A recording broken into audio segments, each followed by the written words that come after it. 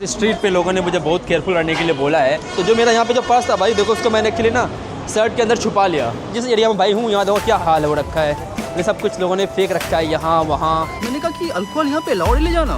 Actually भाई 1 litre की बोतल थी, बोला हाँ ले जा सकते हो, ईजी है। मैंने बोला कि भाई साहब ये एरिया सेफ है ना जहाँ से जा रहे हो आप? तो बोलता है भाई तुम जहाँ जा रहे हो सबसे ज़्यादा अनसेफ वही है ब्रो।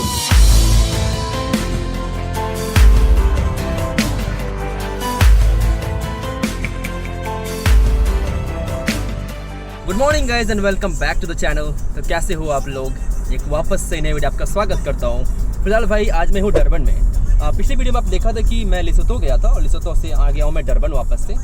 लेकिन भाई आज मैं डरबन और कल मैं साउथ अफ्रीका को छोड़ रहा हूँ। चैलेंजेस बहुत आ रहे हैं भाई। कि सबसे जो बड़ा चैलेंज आ रहा है भाई, मेरा जो यूको वैन का जो कार्ड था वो भी काम नहीं कर रहा ढंग से। अब तो फ़्लाइट मैं देख रहा था इंडिया की, तो मुझे कोई ढंग की फ़्लाइट नहीं मिल रही थी इंडिया की। तो मैंने कहा चलो एक और रिस्क लेके वापस एक बार वेस्टर्न यूनियन करके मैं दीपांशु को बोला कि भाई मुझे वेस्टर्न यूनियन कर दे कुछ पैसे। तो फिलहाल तो मैंने यहाँ पे कर रहा हूँ भाई, वेस्टर्न यूनियन से ही काम चला रहा हूँ यहाँ पर साउथ अफ्रीका के अंदर। कुछ इंडियन रेस्टोरेंट भाई साहब भी मिले थे, उन्होंने कुछ मुझे कैश दिया था जहाँ से भाई मैंने लिसोतो का टूर किया था। लेकिन अब वापस से सेम प्रॉब्लम्स आ रही है। तो अभी मैंने थोड़ा सा वेस्टर्न यूनियन से पैसे निकालने हैं आज। बाकी कल मैं जा रहा हूँ मॉरिशस, राइट। जो मुझे सस्ती फ्लाइट मिल रही थी इंडिया जाने के लिए वो भाई मॉरिशस ही थी। तो यहाँ से मैं जा रहा हूँ मॉरिशस। मॉरिशस में रहूँगा प्रॉब्लम 3-4 दिन। वहाँ पे मैं यूज़ करूँगा वेस्टर्न यूनियन। फिर वहाँ से मैं फ्लाई कर जाऊँगा इंडिया, दिल्ली। यहाँ पे मेरा भाई मेरा सारा कार्ड लेके आएगा। उसके बाद फिर कहीं अलग का ट्रिप करेंगे फिलहाल अभी, क्योंकि ये बिना कार्ड के ना स्पेशली बहुत ज़्यादा चैलेंजिंग हो जा रहा है। और जो भी कार्ड था वो भी ढंग से काम नहीं कर रहा है। तो इसलिए मैं अब वापस से इंडिया जाने का सोच रहा हूँ भाई। One of the biggest reason मेरा इंडिया जाने का यही है कि मुझे मेरा ढंग से सब कुछ यहाँ पे हो नहीं रहा। बट ठीक है, कभी वापस से आएंगे साउथ अफ्रीका। हमारे लिए ऐसे ही वीज़ा है, आपको पहले अप्लाई करना होता है। बट फिलहाल अभी मैं जा रहा हूँ डरबन का एक टेम्पल, वो टेम्पल देखने के लिए जा रहा हूँ। मैंने उबर बुक की भाई और मैं जा रहा हूँ अभी टेम्पल। कुछ यहाँ पे ऐसा दिख रहा है नज़ारा। सच कहूँ तो भाई मेरा केप टाउन वगैरह जाने का मेरा बहुत ज़्यादा मन था कि मुझे केप टाउन जाना है, थोड़ा मुझे और ट्रैवल करना है साउथ अफ्रीका के अंदर। बट जो बड़ा चैलेंज मेरे सामने वो उभर के आ रहा था वो था मेरा कैश का सिस्टम, मेरा कार्ड का सिस्टम। अगर आपने पुरानी वीडियो देखी होगी तो आपको पता होगा कि पहले दिन मेरे साथ कांड हो गया था और मेरा सब कुछ चोरी हो गया था। सिर्फ 1-2 कार्ड बचा हुआ था, वो भी ढंग से काम नहीं कर रहा हर जगह। तो मुझे जाना पड़ेगा अब इंडिया। पहले कार्ड ले लूँ, उसके बाद वापस से आ जाऊँगा, मन के तो वापस से साउथ अफ्रीका आ जाऊँगा।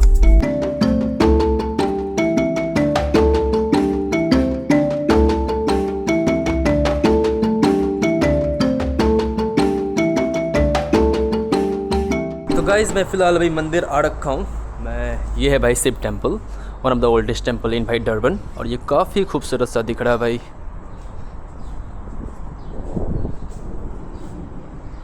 एक्चुअली टेम्पल ना 5 बजे बंद हो जाता है, पता नहीं क्यों। आई थिंक आरती का टाइम होता है या नहीं होता यहाँ पे। हालांकि पूरी तरह से टेम्पल भाई खाली है, क्योंकि अभी टाइम ही कुछ ऐसा हुआ है कि सब कुछ एकदम खाली पड़ा हुआ है। लेकिन हाँ, जैसा कि मैंने आपको बताया था कि डरबन में इंडियन पॉपुलेशन बहुत ज़्यादा है, around 25 to 30% of the city. तो उसकी वजह से यहाँ पे बहुत सारे एक्चुअली टेम्पल्स हैं, एक दो नहीं बहुत सारे टेम्पल्स हैं भाई।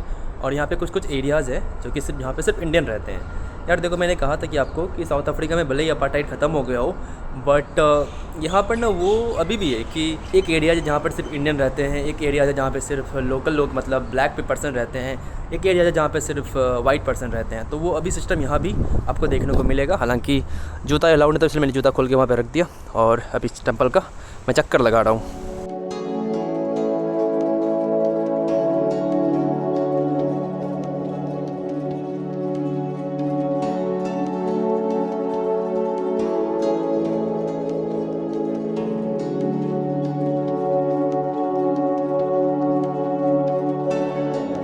इधर भाई एक बहुत बड़ा एरिया है, प्रोबेबली कुछ प्रोग्राम वगैरह चलता होगा। फिलहाल तो अभी बंद पड़ा हुआ है एकदम।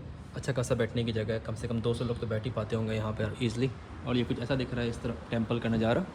काफ़ी खूबसूरत टेम्पल है भाई सच कहूँ तो। और भाई मैंने हर एक मंदिर जाके दर्शन कर लिए हैं, अब मैं यहाँ से निकलता हूँ।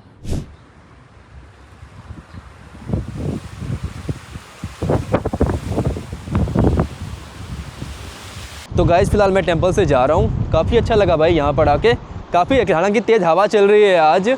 और लास्ट टाइम भाई मंदिर में गया था मोज़म्बिक में, बट आपने देखा होगा भाई मोज़म्बिक की वीडियोस हैं कि सब कुछ यहाँ पे बंद पड़ा हुआ था। लेकिन यहाँ पे सब कुछ बंद पड़ा हुआ था, लेकिन उन्होंने टेम्पल को खोल रखा था, तो मैंने दर्शन कर पाया मैं। क्योंकि मोजम्बिक में भाई टेंपल वाला एरिया ही बंद था, तो जब वो दर्शन नहीं कर पाए। अंदर काफ़ी अच्छा था भाई ये, और छोटा सा टेंपल है, उतना बड़ा सा भी टेंपल नहीं है, क्योंकि डरबन के अंदर बहुत सारे टेंपल्स है भाई। ये वन ऑफ द टेंपल्स में है, लेकिन डरबन के अंदर बहुत सारे टेंपल्स हैं। तो कुछ ऐसा दिख रहा है भाई बाहर से। अंदर एक्चुअली इस तरफ शिव भगवान की टेंपल थी, और उस तरफ भाई था राम भगवान का टेंपल, और बाकी वहाँ पे अलग अलग भगवान की मूर्तियाँ भाई लगी हुई थी। तो मैं यहाँ से देख के अब यहाँ से मैं जा रहा हूँ भाई। टेंपल के पास एक गोल्डन वेजिटेरियन रेस्टोरेंट हुआ करता था, गोल्डन ट्रीट्स और वेजिटेरियन टेक अवे, बट फिलहाल अभी बंद पड़ा हुआ है, पता नहीं क्यों। मतलब मुझे लगता है कि परमानेंटली क्लोज हो रखा है, क्योंकि उन्होंने ईंट वगैरह लगा रखी है पूरी वहाँ से ना, यहाँ पे तो ईंटा वगैरह लगा रखा है पूरी तरह से। तो मुझे लगता है कि बहुत दिनों से खुला भी नहीं, क्योंकि साफ़ सुथरा भी एरिया में नहीं है, तो मुझे लगता है उन्होंने परमानेंटली भी बंद कर दिया है यहाँ पे। लेकिन टेंपल के जो आसपास का नज़ारा है भाई काफ़ी खूबसूरत है। ज़रा देखो आप, कितना खूबसूरत दिख रहा है ये नज़ारा पूरा, और बादल भी आ रखे हैं, पूरी हरियाली भी है। अभी हालांकि साउथ अफ्रीका में गर्मी का मौसम है, क्योंकि साउथ अफ्रीका सदर्न हेमिस्फीयर में आता है। तो जब हमारे यहाँ ठंडी होती है तो यहाँ गर्मी होती है, और जब हमारे यहाँ गर्मी है तो इनके यहाँ ठंडी होती है। यहाँ पे बर्फ़ भी गिरती है भाई, अप्रैल मई जून के महीने में यहाँ पे बर्फ़ भी गिरती है, क्योंकि यहाँ पे उस समय होती है ठंडी। I'm doing pretty well, bro. How's life going on? So far so good. Can't complain. So far so good, can't complain, yeah. Yeah. So the area where I'm going right now, is it an Indian area? Lot of Indians there? Indians. Yeah. It's in town. It's in town, yeah? Yeah, it's in town. It's in town, okay. Yeah, it's just town. Okay. I So, can't say if it's an Indian place or, but I can see that you selected Grey Street Mosque. Grey Street Mosque, yeah. Well guys, तो फ़िलहाल मैं अभी जा रहा हूँ मैंने Google पे search किया कि यहाँ पे इंडियन किस किस एरिया में रहते हैं, तो वन ऑफ द एरिया जहाँ पर इंडियंस रहते हैं, फ़िलहाल मैं वहाँ पर जा रहा हूँ इस भाई साहब के साथ। What is your name bro? Semen, right? Yeah. Simon. Simon, nice bro. Where are you from, bro? From Zimbabwe. From Zimbabwe, okay. What are you doing there? I'm just traveling. You're traveling? Yeah, where is Zimbabwe? Zimbabwe. Zimbabwe. Zimbabwe. Zimbabwe. Wait. Zimbabwe. I just say Zim. Zim. Okay, are you from Zim? Where in Zim, bro? Harare, my bro. Harare, okay. ये भाई साहब जिस country को मैं pronounce नहीं कर पाता हूँ, अपने बहुत सारे लोगों ने ट्रोल किया, बट ठीक है। आई मीन इस तरह के कमेंट्स को मैं ऐसे ही भूल जाता हूँ। जब फॉरेनर्स इंडिया में आते हैं और उसको जयपुर बोलते हैं, जापुर, तो आपको लगता है क्यूट, और जब इंडियंस जाते हैं किसी देश का नाम प्रोनाउंस नहीं कर पाते हैं तो आपको ट्रोल करने की आदत है। बट ठीक है, अब उसके बारे में कुछ बोल ही नहीं सकता हूँ। जैसे कि ट्रम्प भाई साहब आए थे, उन्होंने कहा था शो मी विवेक का मुनमुंद, ठीक है। लोगों ने उसे एज ए पॉजिटिव लिया था कि भाई साहब कोई बात नहीं, वो फॉरेनर नहीं बोल पाते इंडिया के वर्ड, लेकिन मैं यहाँ पे फॉरेनर नहीं हूँ, मैं तो मतलब जिम्बाब्वे में ही पैदा हुआ हूँ ना, तो इसलिए मैं इस देश को नहीं बोल पाता हूँ। चलो ठीक है, कोई बात नहीं, इस बात को यही ख़त्म करते हैं। क्या भाई, नमस्ते। I don't understand that language. You don't understand that language? Okay, no worries, bro. तो भाई साहब ये बोल रहे हैं कि मुझे इस एरिया में थोड़ा सेफ रहना चाहिए। Bro, what is the problem in this area? No, there's no problem, but you must just be careful. Be careful. Yeah, but there's no problem. I can't say there is a problem. There's a problem, but there's a like chance of pickpocketing and stuff in this area. Huh? The chance of pickpocketing and No, no pickpocket. just need to be careful from my stuff. I just need to be careful only. या भाई साहब on camera अलग बोलते हैं, of camera अलग बोलते हैं। मुझे ऑफ कैमरा बोल रहे थे कि बच के रहना इस एरिया में। जैसे कैमरा ऑन किया, भाई साहब का एकदम वर्ड ही चेंज हो गया। कोई बात नहीं, होता है भाई, बड़े बड़े शहरों में सब लोग कैमरा से कंफर्टेबल और उतने ओपन नहीं होते मेरी तरह कि सब कुछ बता दो कैमरा पे। Thank you bro, have a good day. चलो कोई बात नहीं। वैसे गाइज फिलहाल मैं आ रखा हूँ एक मॉस्क की तरफ। ये यहाँ का काइंड ऑफ सिटी सेंटर दिख रहा है। यहाँ पे ये जो आप मॉस्क देख रहे हो, ये one of the oldest mosque है भाई। और बेसिकली जब इंडिया से जब लोग आए थे यहाँ पर, तो वो सिर्फ हिंदूज़ नहीं आए थे, वो मुस्लिम्स भी आए थे। और जो मुस्लिम्स आए थे वो फ़िलहाल इस एरिया में रहते हैं। जैसा कि मैं आपको ये एरिया भी फ़िलहाल अभी दिखा दूँ। हालांकि भाई जो सेंटर वाला एरिया है कुछ ज़्यादा एकदम चहल पहल है, लोग हर तरफ भरे पड़े हैं एकदम। ये इनका काइंड ऑफ लाइक सेंटर मान लो, लिटरली एकदम सेंटर ही है। बहुत सारे बसेस हैं, बहुत सारे यहाँ पे शॉपिंग प्लेसेस हैं। हालांकि मुझे ज़ोरों से भूख भी लगी है, तो खाने का भी कुछ जुगाड़ किया जाए अगर कहीं कुछ मिल जाए तो। वैसे कुछ ऐसा दिख रहा है ये सेंट्रल एरिया।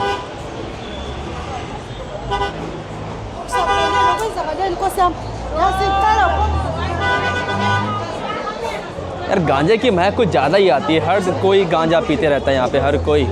वैसे ये मुझे लग रहा है कि अल मशरूम करके कोई एक पता नहीं क्या है ये चिकन, यहाँ पे चिकन मिल रहा है। मुझे खाना था शॉर्मा, आई थिंक इनके पास शॉर्मा शायद नहीं है, दिख तो रहा है शॉर्मा, चलो पता करते हैं इनके पास शॉर्मा है या नहीं है। Hi, do you have shawarma? Shawarma, can I one please with cheese? या शॉय हॉट, या भाई साहब हॉट मतलब अच्छा कौन सा हॉट की बात कर रही थी मुझे समझ नहीं आया। हो सकता है कि वो स्पाइसी वाला हॉट की बात कर रही थी, क्योंकि शॉर्मा ठंडा थोड़ी होता है। वेल एनीवे, ये कुछ ऐसा रेस्टोरेंट यहाँ पे फ़िलहाल दिख रहा है। यहाँ पे शॉर्मा अलग अलग चीज़ें यहाँ पे बेचते हैं फ़िलहाल। अल मासूम करके एक नाम है, ठीक है। वेल गाइस, तो शॉर्मा वगैरह खाने के बाद वापस से मैं आ गया हूँ इस स्ट्रीट पे। हालांकि इस स्ट्रीट पे लोगों ने मुझे बहुत केयरफुल रहने के लिए बोला है। जो शॉर्मा वाली लेडी थी उन्होंने कहा कि थोड़ा से बच के रहना यहाँ पर। आई मीन अनसेफ तो नहीं है, उन्होंने कहा कि अनसेफ तो नहीं है, लेकिन थोड़ा सा यहाँ पे सामान चोरी होने ज़्यादा है। तो जो मेरा यहाँ पे जो पर्स था भाई, देखो उसको मैंने एक्चुअली ना शर्ट के अंदर छुपा लिया कि भाई एटलीस्ट देख भी ना पाए कोई। हालांकि भाई को भरोसा नहीं इस स्ट्रीट का यार, वो कुछ ऐसी स्ट्रीट दिख रही है यहाँ पे। रास्ते में कुछ यहाँ पे लोग बेच रहे हैं। जो पूरा एरिया है कपड़ों का एरिया और स्ट्रीट वाला एरिया है। साउथ अफ्रीका का दो पार्ट है, एक पार्ट बहुत ज़्यादा अमीर, बहुत ज़्यादा डेवलप्ड, और दूसरा पार्ट ये जो आप फ़िलहाल देख रहे हो।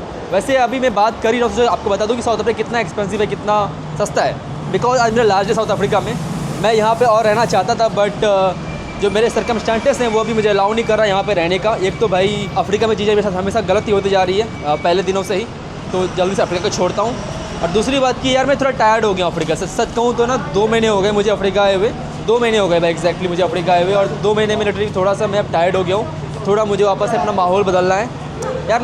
एक यही प्रॉब्लम भाई, अगर आप लॉन्ग टाइम ट्रैवल, क्योंकि मैं पिछले 8 सालों से ट्रैवल कर रहा हूँ, 7 सालों से एक्चुअली 7 सालों से लगातार ट्रैवल कर रहा हूँ। और अगर मैं एक जगह नहीं जाता हूँ ना तो फिर वापस से मैं बोर फील करने लग जाता हूँ। तो वही मेरे साथ वापस से हो रहा है कि थोड़ा सा मैं बोर फील कर रहा हूँ यहाँ पे अब अफ्रीका के अंदर। तो मुझे थोड़ा कुछ नया देखना है, तो सोच रहा हूँ कि अब थोड़ा अमेरिका की तरफ जाऊँ, साउथ अमेरिका की तरफ जाऊँ। तो वो मेरा प्लान है फ़िलहाल अभी हालांकि कोई टिकट नहीं हुई है। ऐसे ये कुछ ऐसा एरिया यहाँ पे दिख रहा है, ये एरिया। कंटेंट क्रिएटर, सही बात है भाई, सब कंटेंट क्रिएटर हूँ मैं। भाई साहब बोल रहे थे he looks like a content creator. और भाई तीसरी बात मेरा अफ्रीका छोड़ने का कि यार मेरे पास जो कार्ड वाली जो प्रॉब्लम है उस, हालांकि अभी तक तो मैं चला पा रहा हूँ इंडियन रेस्टोरेंट जाके हेल्प मांग के या तो फिर वेस्टर्न यूनियन से पैसे निकाल के, क्योंकि काफ़ी समय तक मेरा यूको बैंक ने भी साथ दिया था, उन्होंने भी अब दम छोड़ दिया है। तो इन सब चीज़ों को सोच के थोड़ा सा मैं मेंटली एकदम टायर्ड हो रखा हूँ इस चीज़ों की वजह से। तो मुझे छोड़ने का मन कर रहा है थोड़ा अफ्रीका। इसलिए मेरा प्लान था कि केप टाउन जाऊँगा मैं यहाँ से, जाके केप टाउन में कुछ चीज़ें देखूँगा। अब साउथ अफ्रीका में भी 10 दिन और रहूँगा, बट मैंने कल रात को ये डिसाइड किया कि मैं निकल रहा हूँ यार, हो गया मेरा अब यहाँ से ना, वापस से आऊँगा साउथ अफ्रीका यार। ऐसे भी तो ई वीज़ा इंडियंस के लिए हो गया है, थोड़ा टाइम लगता है भाई। साउथ अफ्रीका का जो ई वीज़ा है थोड़ा टाइम लगता है, मतलब मान के चलो आप 2-3-4 हफ्ते लग जाते हैं, कभी कभी महीने लग जाते हैं। आपको 1 महीने पहले अप्लाई करना पड़ता है, बट आ जाता है। तो south Africa is one of the countries जहाँ मैं वापस से आऊँगा, लेकिन फ़िलहाल अभी नहीं, फ़िलहाल अभी मैं जा रहा हूँ तो निकलता है यहाँ से फ़िलहाल भाई अभी। और ये कुछ ऐसी स्ट्रीट यहाँ पे अभी दिख रही है, आपको सोचा कि आपको स्ट्रीट मैं दिखा देता हूँ।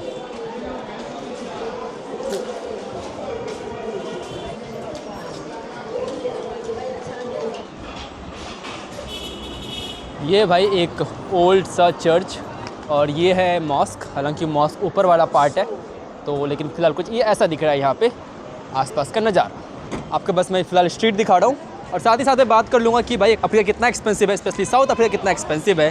Hello guys, how are you doing? What is your name? Zama. Zama. Zama. Zama. Yes. Where are you from? Twalume. हाँ, Twalume. From south Africa. Yes. Cheers, have a good day. हाँ Sure. तो भाई साहब ये local लोगों से पता नहीं, ये एक थोड़ा सा कॉन्फिडेंस आ गया, मैं किसी से भी बात कर लेता हूँ लोकल लोगों से, मैं किसी से भी कन्वर्सेशन बिल्ड कर लेता हूँ। थोड़ा सा मैं इंट्रोवर्ट हो रखा हूँ आजकल। ये भाई ट्रैवल करते करते हुआ है, मैं पहले ऐसा नहीं था भाई, मुझे डर लगता था यार, पड़ी होती कि किसी से क्या बात करो, मैं किसी को हाय लो किसी को बोल देता हूँ मैं।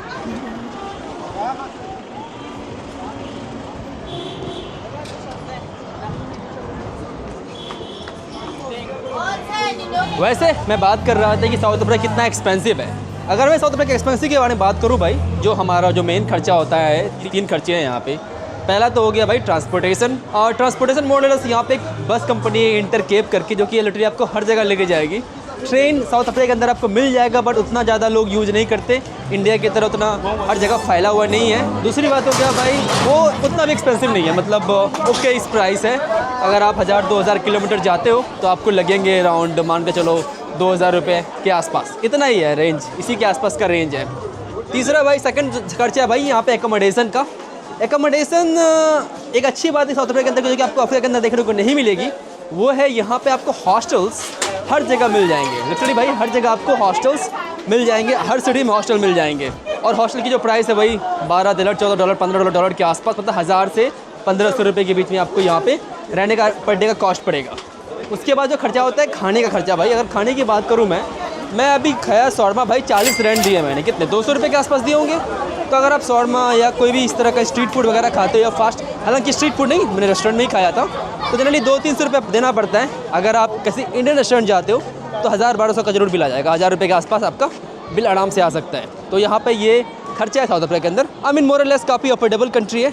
लेकिन मैं आपको बिल्कुल रिकमेंड करूँगा, साउथ अफ्रीका कभी आ रहे हो आप तो कार रेंट कर लो यहाँ पे आके यार। सबसे पहला काम करो यहाँ पे कार रेंट कर लो, और सिटीज़ को जितना हो सके अवॉइड करो, क्योंकि मेरे पास ये ऑप्शंस नहीं था। आई मीन मैं अकेले पहली बात तो मैं उतनी ड्राइविंग कंफर्टेबल, हालांकि मेरे पास DL है, लेकिन मैं ड्राइविंग में कितना कंफर्टेबल हूँ इसलिए मैंने कभी कार रेंट यहाँ पे की नहीं।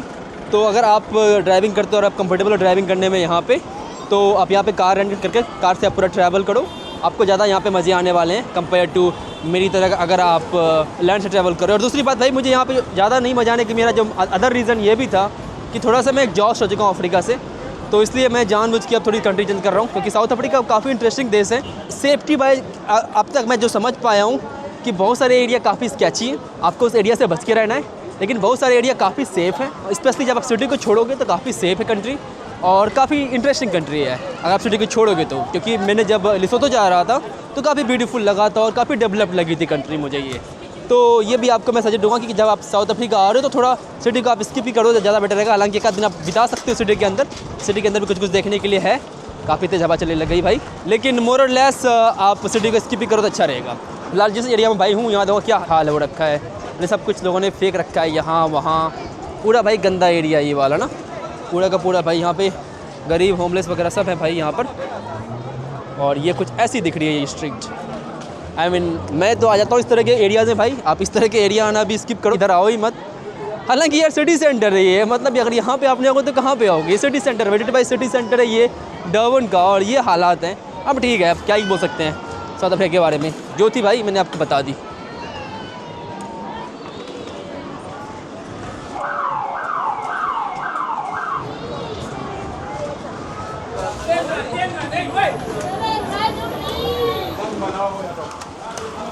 ये एक शॉप का नाम है रांड पिक होलसेल एंड रिटेल। तो भाई साहब मैं यहाँ पे खड़ा था, एक इंडियन भाई साहब आए, इंडियन या पाकिस्तानी या पता नहीं कौन था भाई, हिंदी आती थी उनको, हिंदी या उर्दू आती थी, तो मेरे से उन्होंने कहा कि कुछ पैसे दे दो मेरे को। तो यहाँ पे कुछ होते हैं इंडियन भी गरीब है, ठीक है, तो मैंने इनको दे दिए। ये भाई साहब बोलता है मेरे को भी दो। अब काइंड ऑफ मैं यहाँ पर रेसिस्ट फील कर रहा हूँ अपने आप को कि भाई मैंने, वो इंडियन बंदे ने हिंदी में आके मेरे से पैसे मांगे, मैंने उसको दे दिए, और अंग्रेजी वाला ये बंदा जो मांग रहा है मैं उसको नहीं दे रहा हूँ। बट ठीक है, यहाँ पे लिखा है भाई इट्स और not about religion, pray for Gaza, it's about humanity. यहाँ पे एक मॉस्क है, यहीं पे कहीं पे एक मॉस्क था, काफ़ी खूबसूरत मॉस्क दिख रहा था वो। फिलहाल मैंने अभी ऊबर ऑर्डर किया है, मैं जा रहा हूँ अपने से वापस से घर, और मुझे अपनी फ़्लाइट भी लेनी है, क्योंकि फ़्लाइट 8:30 बजे के आसपास है और अभी 8 बज रहे हैं शाम के। यहाँ पे यार अमीरी और गरीबी में बहुत ज़्यादा फ़र्क है, लिटरली बहुत बड़ा डिफरेंस है अमीरी और गरीबी में। बोल्ट मेरी गाड़ी क्या ये भाई साहब आ गया क्या, 354 right 08 okay.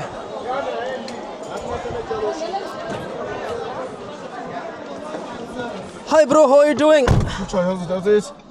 Yes, let's go bro. Sure. This thing is delaying. It's not working, huh? It's delaying. It's not fast. It's not fast enough, huh? Where are you from, bro? Yeah, in Durban, Crew Park. You're from Durban. Yeah. Bro, this area looks like very dozy, right? Correct? This area looks like dozy. Yeah. Yeah, it's not.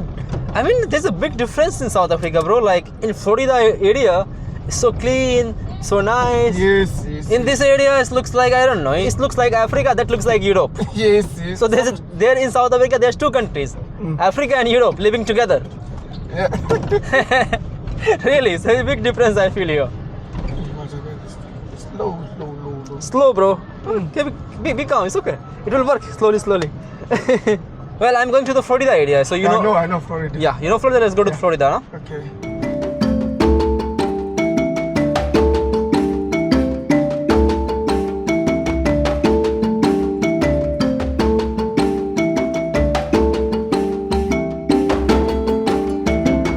Well guys, तो फिलहाल मैं आ रखा हूँ king साका international airport और मैं fly कर रहा हूँ जॉन्सबर्ग। वेल, मैं यहाँ से ले सकता था बस भी, बट मैं फ़्लाइट क्यों ले रहा हूँ? क्योंकि बहुत सस्ती फ़्लाइट मिल रही थी मुझे।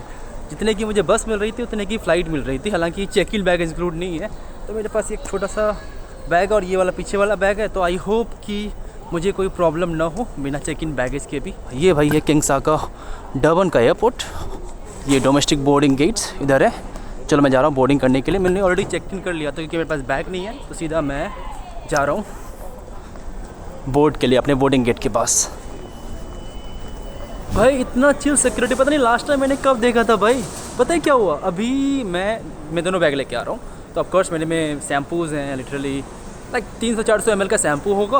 उसके अलावा डिओड्रेंट है, 2 डिओड्रेंट है। तो मतलब उन्होंने कुछ नहीं पूछा उसके बारे में भाई कि डिओड्रेंट है वगैरह वगैरह वगैरह, कुछ नहीं पूछा उन्होंने कि भाई साहब इंडिया में तो निकलवा लेंगे, बहुत सारे घंटे में निकलवा लेते हैं, आपको अलाउ नहीं करते हैं। I don't remember last time मैं कहाँ पर था, आई थिंक दुबई एयरपोर्ट पे था या किसी, कौन सा एयरपोर्ट था वो? हाँ, लास्ट टाइम भाई मैं इंडोनेशिया के एयरपोर्ट पे था और वो मेरा डिओड्रेंट तो उन्होंने निकाल लिया। बोला कि तुमको यूज़ करना पड़ेगा, तो पूरा महीने मार लिया। मैं बहुत ज़्यादा महक रहा था। तो उसके बाद यहाँ पर उन्होंने कुछ नहीं पूछा। मेरा लैपटॉप, इसमें लैपटॉप तो नहीं टैबलेट है, फिर भी उन्होंने मुझसे नहीं निकालने के लिए बोला, सब कुछ ऐसे ही डाल दो। उन्होंने मेरा वॉच खोलने के लिए मेरे को ज़रूर बोला, हाँ, और उन्होंने मेरा बैग खोलने के लिए भी नहीं बोला, ठीक है। तो काफ़ी एकदम इजी सिक्योरिटी था, कोई दिक्कत नहीं हुआ। लेकिन फिर एक भाई साहब आए, उसके पास एक बोतल दारू की पड़ी हुई थी, ठीक है। तो मैंने कहा कि अल्कोहल यहाँ पे अलाउड ले जाना? लिटरली भाई 1 लीटर की बोतल थी। बोला हाँ ले जा सकते हो, ईजी है। मैंने कहा सही है भाई, यहाँ पे उतना ज़्यादा सिक्योरिटी में उतना ज़्यादा स्ट्रिक्टनेस नहीं है, मतलब आप लेके जा सकते हो अल्कोहल, आप लेके जा सकते हो ज़्यादा लिक्विड वगैरह, सही है भाई यहाँ पर। ये अच्छा लगा मुझे कि भाई क्या ही आप अब मेरे से परफ्यूम यूज़ क्या कर लूँगा भाई मैं परफ्यूम को, पता नहीं। इंडिया में तो कुछ अलाउ करते ही नहीं है भाई। मैंने एक कॉमेडियन की भाई वीडियो देखी थी, उन्होंने सिंघाड़े नहीं होते फल, वो इंडिया में वो निकलवा लेते हैं। तो यहाँ पे भाई उन्होंने कुछ नहीं निकलवाया, सब कुछ इजी रहा यहाँ पे, कोई सवाल मेरे से उन्होंने नहीं पूछा। अब मैं आ गया हूँ बोर्डिंग गेट पे फिलहाल। आई मीन बोर्डिंग गेट तो यहाँ पे नहीं है, आसपास ही कहीं होगा। 23 गेट तो है ही यहाँ पर, ज़्यादा गेट्स है ही नहीं यहाँ पर। और मेरी जो है भाई वो है 8:45 की, 8:10 में मेरी निकलेगी और 8:20 वाली ऑलरेडी बोर्डिंग कर रहा है। तो अभी मेरा 7:52 टाइम हो रहा है और मेरी 8:45 की है। तो थोड़ा चलो लॉन्च में बैठ कर कुछ खाना पीना खाते हैं, फिर यहाँ से निकलते हैं। भाई साहब यहाँ पे एयरपोर्ट पे यहाँ पे ये भी दिखाते हैं स्पोर्ट्स के बारे में। यहाँ पे स्टेनिस लेट्स रिप अमेरिका ऑस्ट्रेलिया क्रस, वो पाकिस्तान और ऑस्ट्रेलिया का जो मैच चल रहा है उसके बारे में बताया गया है। ये फिलहाल भाई कुछ ऐसा दिख रहा है यहाँ पे एरिया। तो गाइस मैं जॉन्सबर्ग तो पहुँच गया हूँ। फ़्लाइट काफ़ी स्मूथ थी एक्चुअली। ये जो मैं फ़्लाई कर रहा था सैफ एयर से, एक लो कॉस्ट एयरलाइन थी, मतलब सस्ती सी फ़्लाइट, लेकिन उसमें कोई चेक इन बैगेज नहीं मिला, नहीं कुछ खाने पाने को मिला। सीट के भी वो पैसे लेते थे, हालांकि मैं कभी आज तक सीट के पैसे दिया ही नहीं हूँ। तो सीट के पैसे मांग रहे थे जब आप चेक इन करोगे, तो उन्होंने मुझे भाई दे दिया ऑटोमेटिक सीट, बट सीट ठीक ठाक मुझे मिल गई थी, मतलब विंडो सीट ही मिली थी मुझे और मेरे आसपास में कोई था नहीं। पर मेरा वीडियो उन्होंने कुछ मन नहीं किया अंदर। इंडिया के अंदर क्या रूल है कि आपको, जितना मुझे पता है कि इंडिया के अंदर आपको मोस्ट ऑफ द टाइम आपको चेक इन बैगेज मिलता है। आप किसी भी एयरलाइन से फ्लाई करो, इंडिया में आपको चेक इन बैगेज मिलता है कि आप एक बैगेज को आप चेक इन कर सकते हो। लेकिन यहाँ पर सारे एयरलाइन का हिसाब किताब नहीं है, क्योंकि जो यहाँ की जो national carrier south African airline, उसमें आपको चेक इन बैगेज मिलता है, लेकिन सैफ एयर से आपको चेक इन बैगेज नहीं मिलेगा। मैं 3 बैग लेके आ रहा था। एक भाई ये वाला बैग जो कि नॉर्मल सा लाइक कैरी ऑन मान लो, और ये एक छोटा सा लैपटॉप वाला बैग और छोटा सा एक पर्स। लेकिन भाई अमेरिका वगैरह के अंदर क्या है कि अमेरिका के अंदर ना ये वाला बैग अलाउ करते हैं। अगर आपको इस टाइप का कुछ बैग लेके आना है तो उसको आपके लिए पैसे देने होते हैं, और ये इसी टाइप का सिर्फ अलाउ करेंगे अगर फ्री में लेके आना है तो ये अमेरिका वगैरह में सीन है। अमेरिका, यूरोप में, इंडिया में और साउथ अफ्रीका और अफ्रीकन कंट्रीज में इतना बड़ा बैगेज का कोई सीन है नहीं। यूएस और ये यूरोप का चक्कर, ये फर्स्ट वर्ल्ड कंट्री की प्रॉब्लम है भाई साहब। लेकिन एक इंटरेस्टिंग बात मैं आपको बताता हूँ, जब फ्लाइट लैंड हुई तो भाई जब सीट बेल्ट का साइन ऑफ हुआ तो भी कोई नहीं उठा। मैं एकदम हैरान हूँ कि क्यों नहीं उठ रहा है, क्यों नहीं भाग रहा है। एटलीस्ट सीट बेल्ट साइन तो ऑफ हो गया है। बात यह है कि साउथ अफ्रीका के अंदर ये रूल है, एटलीस्ट सैफ एयरलाइन में ये रूल है कि आप सबसे पहले पीछे वाले लोग उतरेंगे, फिर आगे वाले लोग उतरेंगे, फिर सबसे पहले पीछे वाले लोग, फिर मिडिल लोग, फिर आगे वाले लोग। मैंने कहा ये तो थोड़ा सा वियर्ड रूल है भाई। क्योंकि जनरली भाई आगे वाले लोग उतरे हैं, फिर मिडिल वाले, फिर पीछे वाले, नहीं उल्टा है भाई यहाँ पे। मुझे समझ में आता है कि जब आप पैसेंजर सवारी को बैठा रहे हो तब आप सबसे पहले पीछे वाले को बैठाओ, फिर मिडिल वाले को, फिर आगे वाले को, लेकिन उतारने वक्त सबसे पहले पीछे वाले को, ये मुझे समझ में नहीं आया। बट ठीक है, आई मीन इनका रूल। लेकिन लोग उसको फॉलो भी कर रहे थे लिटरली। सब पीछे से उतर रहा था, आगे से कोई उतरा ही नहीं। सबके लोग सब वेट कर रहे थे कि सब पहले पीछे वाले लोग जाएंगे फिर आगे वाले लोग जाएंगे, यही हिसाब किताब था भाई। वैसे यहाँ पे देखो भाई प्रचार लगा रखा है हेयर ट्रांसप्लांट का, यहाँ से आप ट्रांसप्लांट करा सकते हो हेयर। आई थिंक दीपांशु को जरूरत है। दीपांशु देखो, ये देखो इस भाई साहब का कैसा हेयर था और कैसा हो गया, देख लो देख लो, ये देखो, ये भाई साहब को देखो कैसा इनका हेयर था। तुम्हारा ऐसा ही है ना, ऐसा हो जाएगा, करवा लो ट्रांसप्लांट। हाँ भाई मैं मजाक कर रहा हूँ। अभी ऐसे रात के बजे हैं 10, फ्लाइट ऑन टाइम पे थी। टाइम एक्चुअली इनका एक नारा भी है, ये कहते हैं, इनका स्लोगन ये है कि ये कहते हैं कि वी भूल गया था, I think on time airline something like this, कि हमेशा हम टाइम पे रहते हैं। I think on timing low cost airline, right, क्योंकि ये लो कॉस्ट एयरलाइन है, तो on timing low cost airline. ये यहाँ पे बैगेज बेल्ट, बट मेरे पास कोई तो बैगेज है ही नहीं, मैं तो बस यही सामान लेके जा रहा हूँ। और यहाँ पे भाई फ्री में मिल गया ये, बहुत सारे कंट्री में इसके आपको पैसे देने होते हैं पता है आपको, बट यहाँ पे फ्री में मिल गया, अच्छी बात है। चलो अब यहाँ से मैं करता हूँ एग्जिट। कल सुबह तो ऐसे भी मैं साउथ अफ्रीका को छोड़ के निकल जाने वाला हूँ मॉरिशस, 3-4 दिन रहूँगा मॉरिशस, उसके बाद वापस से अपने देश इंडिया पहुँच जाऊँगा। लेकिन अभी साउथ अफ्रीका में मेरा लास्ट नाइट है आज।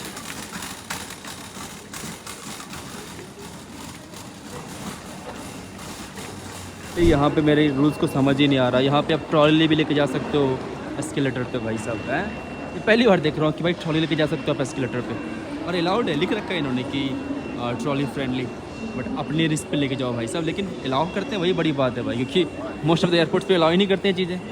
जरा बाहर का नज़ारा देखा जाए, बाहर ठंडी कैसे, कितना हुआ टेम्परेचर, फिलहाल जो टेम्परेचर दिखा रहे हैं 20 डिग्री सेल्सियस है। तो भाई साहब ऊबर में फ़िलहाल बैठ गया हूँ। ये भाई साहब से मेरी बात हो रही थी, एक्चुअली मैंने बोल्ट बुक किया था अभी, क्योंकि अपने हॉस्टल जा रहा हूँ। मैं रात को एयरपोर्ट पे गया था, बट मेरा एक्चुअली सामान कुछ पड़ा हुआ है। मैं ठंडी के ना बहुत सारे कपड़े लेके आया था कि भाई साहब साउथ अफ्रीका में ठंडी पड़ेगी, कुछ ठंडी ना पड़ी भाई, सारे कपड़े लेके दौड़ा था मैं अफ्रीका में। फिर मैंने रख दिया भाई सारे के सारे सामान जोहान्सबर्ग में ही। बोले कहाँ लेके जाऊँगा, कि यहाँ तो आना ही था। मैंने बोला कि भाई साहब ये एरिया सेफ है ना जहाँ से जा रहे हो आप? तो बोलता है भाई तुम जहाँ जा रहे हो सबसे ज़्यादा अनसेफ वही है bro, where I am going that's the most unsafe area, right? Yeah. इसलिए भाई मेरे हॉस्टल वाले ने मुझे लोगों ने कहा था कि भाई साहब तुम जब बाहर जाओगे तेवर चेक करना, तुम्हारी टैक्सी है ना, किडनैपिंग बहुत होती है। तो चलो अब आई होप आज रात है किसी तरह साउथ अफ्रीका में निपटा लेंगे। यार देखो साउथ अफ्रीका में मैंने कहा है कि right is very unsafe, very unsafe, मैंने बताया है, लेकिन अब समझ में आ रहा है क्योंकि थर्ड टाइम थी साउथ अफ्रीका के अंदर कि इतना भी अनसेफ नहीं जितना मुझे लगा था। डिपेंड्स करता है कि आप कहाँ पर हो, आप गलत समय पे गलत जगह पे हो सकते हो, तो ऑफकोर्स कुछ चीज़ें हो जाती है आपके साथ, लेकिन मोर और लेस काफ़ी सेफ है। बस आपको बस बात का ध्यान रखना है कि आप किस एरिया में जा रहे हो, किसी डॉजी एरिया में अपना पहुँच जाओ, बस उस बात का ध्यान रखना है। इस रात को मैं टैक्सी लेके